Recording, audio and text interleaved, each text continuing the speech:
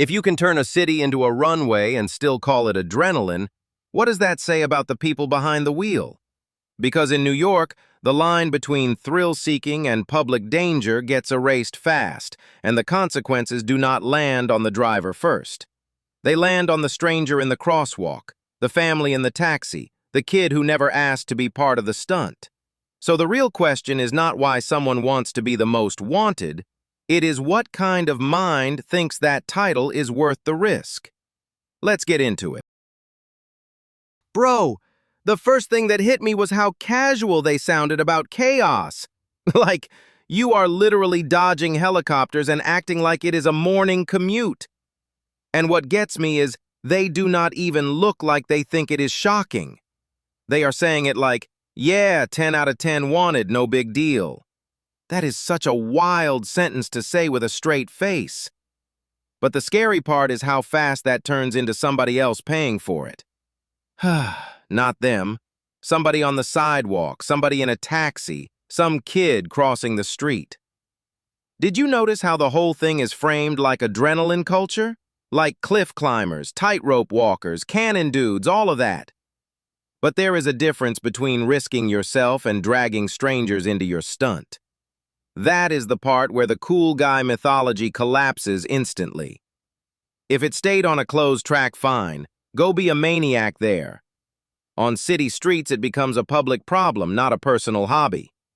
And the people on the street interviews were not even nuanced. They were just furious. One guy basically said, "I have kids. Stop playing video games with traffic." That instinct makes sense because the car is not just a car in that moment. It is a 2-ton apology waiting to happen, except the apology is too late. What do you think pulls people into this kind of behavior? Is it ego, boredom, money, internet clout, or just pure brain wiring? Because part of me watches that and thinks, man, some people need a hobby and a helmet. But then the other part is like, this is not harmless dumbness anymore. Once helicopters are involved, you are not doing a little street flex. You are basically announcing war on everyone else around you.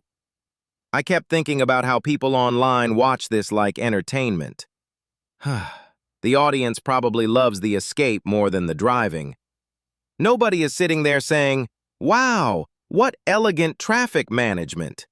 They are watching for the chase, the near miss, the panic, and that is where the morality gets ugly, because attention rewards the madness. Do you think harsher punishment actually changes this kind of person? Or do they just become more famous for being hard to catch? Because I do not know if a fine is even close to enough here. The street people were basically saying, license gone, classes, maybe jail. One person even went straight to attempted manslaughter territory. That is intense, but I get why they jumped there. If you intentionally make a public road dangerous, intent starts to matter. The messy part is proving what they meant versus what they caused. Lawyers probably hear this and immediately age 6 years. But morally, people are not overthinking it at all. They are basically saying, if you kill somebody while doing this, that is on you. And honestly, that feels like the most sane response in the whole video. What do you make of the thrill-seeker psychology angle? Because I do buy that some people are wired to push limits. We all know that person who always wants the higher speed, the bigger risk, the next story. But most people stop when the risk starts spreading to others. These guys seem to get energized by the fact that others are endangered.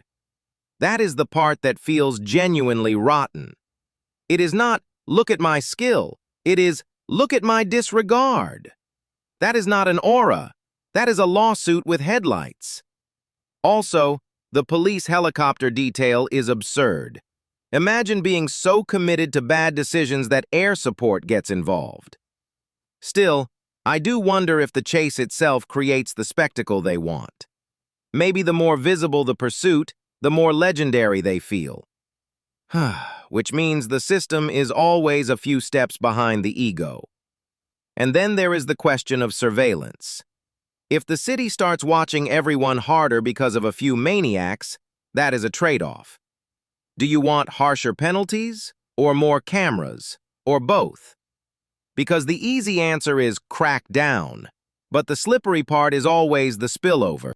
Innocent people do not love living inside somebody else's paranoia. At the same time, innocent people also do not love being clipped by a street racer.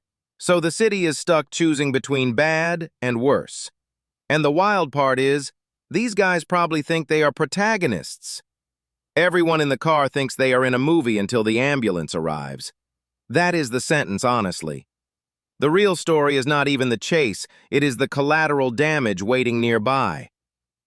That is what makes the fascination feel dirty. Like, I can understand why people watch Outlaws, but this is not Robin Hood energy. This is not rebellion. This is terrible lane discipline with a fan base. And if there is one thing the interviews proved, it is that the public sees right through the fantasy. Nobody on the sidewalk is impressed by your adrenaline.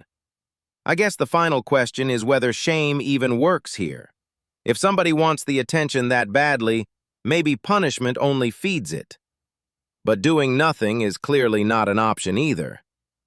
So yeah, it is either real consequences or somebody innocent becomes the consequence. Not exactly a hard choice when you say it out loud. Anyway, I cannot stop thinking about that one line. 10 out of 10, wanted. That level of confidence should never be allowed near a steering wheel. Absolutely not. What gets me is, they say that like it is a badge, not a warning. 10 out of 10 wanted sounds like a villain origin story. And the scary part is, they are smiling while saying it. That is the exact energy people should not have behind a wheel. Because a car is not a toy, it is basically a 2-ton decision. Do you think these guys actually believe nobody gets hurt? Or do they just mentally delete everybody outside their own camera view? That is the most internet thing possible, honestly. But then a sidewalk is not content. It is a sidewalk. There are pedestrians, kids, delivery guys, random people just living. New York already has enough chaos without adding a stunt reel. The helicopters part is what blows my mind, though. You have already turned this into a helicopter chase, and you are still posting? That is not driving. That is auditioning for a disaster movie. And the online attention probably makes them feel untouchable. Which is why the public reaction is so angry, because people can smell ego instantly. Did you notice how fast the bystanders went from curious to furious? The mood shift was basically, wow. And then, get this guy off the road. That is the most New York response ever. But I get it, because everybody knows somebody who would be in the blast radius. When you have kids on those streets, this stops being edgy immediately.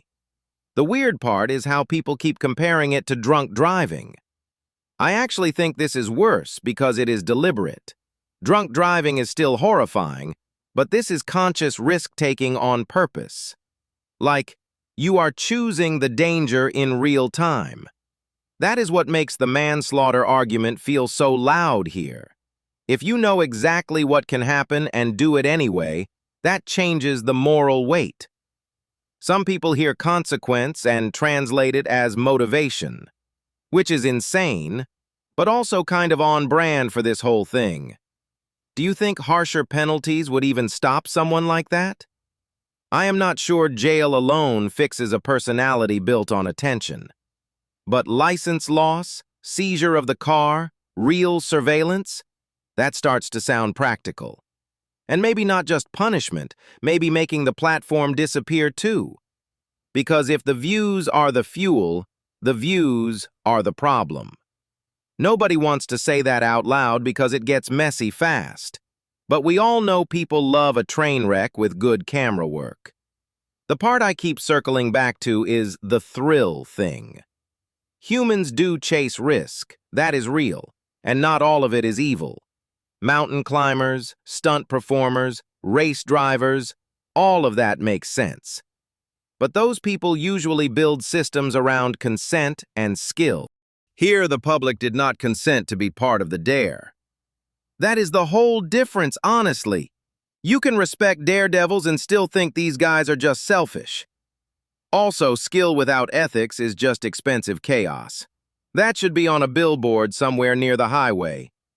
And the scary thing is, one bad turn and the conversation is over forever. Then it is not content anymore. It is a family getting a phone call. That switch is what people are reacting to, I think. Because everybody can tolerate chaos until it has a name and a face. Once someone gets hurt, the whole internet morality game becomes very real. And then suddenly everybody acts shocked that physics still exists. Gravity remains undefeated, strangely. Do you think their fans see them as rebels or just entertainers? Probably both, which is part of the problem. Rebels get romanticized and entertainers get forgiven too easily. But nobody is asking the random pedestrian to be brave for your brand. That line between freedom and recklessness is really thin here.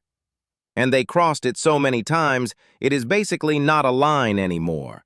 It is more like a speed bump they drove over on purpose. That is a terrible image, but yes. I also cannot get over how calm they sound when they are describing all this. That calmness almost makes it worse. Because if you are bragging with zero shame, you are already halfway gone morally. At that point, warnings are just background noise. So, what actually works, if not shame and not admiration? Maybe certainty works, like knowing the next chase ends in total loss. Total loss of car, license, money, freedom, reputation, all of it. Basically make the reward package deeply unattractive. Which is funny because that word, unattractive, feels very appropriate here. You almost need consequences that are boring, not dramatic. Because drama is the thing they are chasing in the first place. Exactly. And that is the sick little loophole. The less cinematic the punishment, the better. Honestly, the airport people had the right instinct. Their reaction was just pure, immediate disgust. Sometimes the simple answer is the correct one. Take them off the road. Because the road is not where they should be proving anything.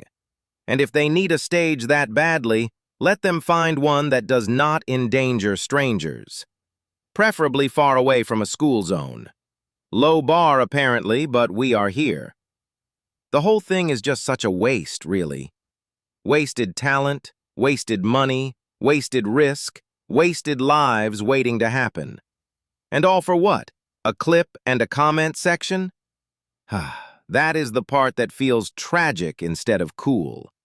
Anyway, I think we can both agree the steering wheel should be revoked. Forever, ideally. Forever is generous, honestly. The wild part is they keep treating it like a sport. Like, did the city become a scoreboard somehow? 30 chases, and they sound proud of the resume. That line, probably a 10, is absurd. Nobody wanted me is such a chaotic thing to say. Wait, are they seriously building a persona out of being hunted? That is where it gets darker than just dumb driving. It becomes identity, and then logic disappears. And then every near miss becomes a highlight reel. People online always confuse attention with permission. But why does this specific kind of recklessness pull people in? I think because it looks like freedom from the outside. Full speed, no rules, cameras everywhere. Until the sidewalk exists, which is inconvenient. Very rude of pedestrians to be there, apparently. But that's the thing. The pedestrians are the story. Not the driver's adrenaline, not the edits, the people on foot. That West 38th Street bit is especially insane. Sidewalk, cars, dining shed, like what is happening? New York already has enough chaos without bonus impact damage. Bonus impact damage sounds like a terrible expansion pack. And the helicopter thing makes it feel almost cinematic, which is probably exactly why it feeds the ego. You can almost feel them thinking, I outsmarted everyone. Until one day physics does not care about your confidence. Physics has the least patience of any cop. That is actually a hard sentence. The public reactions were interesting because nobody was torn. Everyone was basically like, lock this guy down, which is rare because people usually split on punishment. Here, the empathy gap is enormous. Did you notice how fast they jumped to license revocation? Because that feels almost too soft for the risk involved. Safe driving classes for somebody doing sidewalk drift therapy? That sounds like a punishment invented by a committee. Still, I get why people say it. They want a consequence that actually changes behavior. Not just a fine that gets posted as content. Exactly, because if the punishment is just money, the audience pays too. And then it turns into clout funded by outrage. The internet loves subsidizing terrible decisions. It really does, annoyingly. The attempted manslaughter idea is where it gets legally messy, because intent is the whole argument, right? If you knowingly turn a car into a weapon, that matters. But proving that in a clean way is brutal. Courts hate vibes, even when the vibes are obviously bad. Your Honor, the vibes were criminal. That should not work, yet somehow it almost does. The drunk driving comparison makes sense to people, but I think this is worse in one way. Drunk driving can be reckless without being performative. This is reckless plus audience plus ego. That extra layer is what makes people furious. Nobody gets a pass for being influenced. Also, how many lives are now tied to each chase? The driver's life, the officers, bystanders, traffic, families. One bad decision multiplies instantly. That school example is the one that lands hardest, because then it stops being abstract and becomes grief. And grief is what these guys never seem to factor in. They think in clips, not aftermath. Aftermath is terrible for engagement. Dude, that is bleak. The thing I keep circling back to is why people call it bravery. It is not bravery if other people pay the bill. Bravery usually has an element of service or sacrifice. This is closer to ego with horsepower. Ego with horsepower is nasty work. And I keep thinking about the cops, too, because every chase turns police into unwilling participants. They did not sign up for somebody else's stunt reel, nor did random people just trying to cross a street. That is why the public anger feels so unanimous. Nobody sees a misunderstood rebel here. Nobody is romanticizing a guy hopping curbs near a dining shed. Very hard to make that cool in daylight. At night on video, it probably feels slicker. That's the trap, right? The edit removes fear, distance, and consequence. So what remains is just motion and noise, which is why people who watch it from afar feel repulsed. They can still imagine the body count. And once you imagine that, the whole thing collapses. The fantasy dies when reality starts. So what would actually stop this? Harsh penalties alone, maybe not, because some people just like being chased. But you do need consequences that hurt enough to matter. License loss, vehicle seizure, real jail time if harm happens. And maybe delete the camera while we are dreaming big. That part is never happening, but yes. Surveillance is tricky because we hate it until someone acts like this. Then suddenly everybody wants every intersection watched. That is the trade-off, though. Safety versus privacy is always more complicated after a disaster. Human beings love learning the hard way. We are excellent at it consistently. Still, part of me feels bad for how empty that life looks. Not bad enough to excuse it, obviously. Just bad in the sense that nothing in it seems real. Only speed, attention, and escape. And those three things make a very ugly personality. That's a brutal diagnosis, but fair. Do you think they ever sit still long enough to feel any of it? The guilt, I mean. Maybe not until something irreversible happens, which is the least charming therapy plan possible. Horrible branding, terrible outcomes. The saddest part is this could have been any skill. Imagine if that obsession went into racing legally, or mechanics, or coaching, or literally anything that does not endanger strangers. But then it would not be as intoxicating. Tragedy rarely has a good excuse. Yeah, and that is why people are so angry. Because everyone can see the off-ramp. They just keep choosing the wrong lane.